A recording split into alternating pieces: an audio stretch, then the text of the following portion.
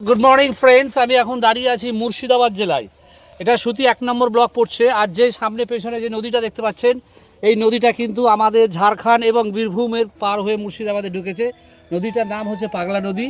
আর আমরা ওপার থেকে জাজিগ্রাম হয়ে হিরোলা হয়ে যখন আমরা আবার হরিশপুর বীরভূমের দিকে ঢুকতে গেলাম তখন এই মুর্শিদাবাদের এই বিস্তীর্ণ অঞ্চলটা আমাদেরকে পার হতে হলো। আর এইখানে দেখুন যে আমরা যদি ওই জায়গাটা ঘুরতাম পিডব্লিউডি রাস্তায় তাহলে আমাদেরকে মিনিমাম 15 কিলোমিটার রাস্তা আমাদেরকে রান করতে হতো। কিন্তু আমাদের এখানে গ্রামবাসী জানালো আপনারা এখানে ছোট্ট নদীর ওপর একটা ছোট্ট ফরাস আছে, ফরাসটা আমরা দেখাচ্ছি। ফরাস কাকে বলে অনেকেই জানেন না আপনারা হয়তো।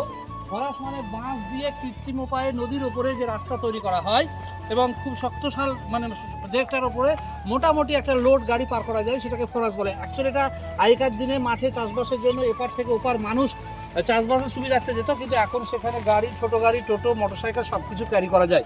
তারপর এই রাস্তাটা আমরা অতিক্রম করে এলাম, যার ফলে আমাদের রাস্তা বাঁচলো 11 কিলোমিটার।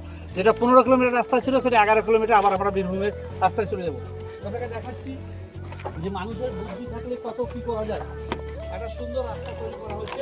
এখানে সবাই কিন্তু এপার ওপার ওই 10-12 কিলোমিটার রাস্তা বাঁচানোর জন্য এই পথটাকে সবাই বেছে নেয়। দেখুন আবার এক ভদ্রলোক আসছে, তিনিও বাইক নিয়ে আসছেন। হয়তো এখানে লোড করা যাবে না, ফ্যামিলি নিয়ে যাওয়া যাবে না, একাই সিঙ্গেল যেতে হবে। আমার তাকে রাস্তা দিই।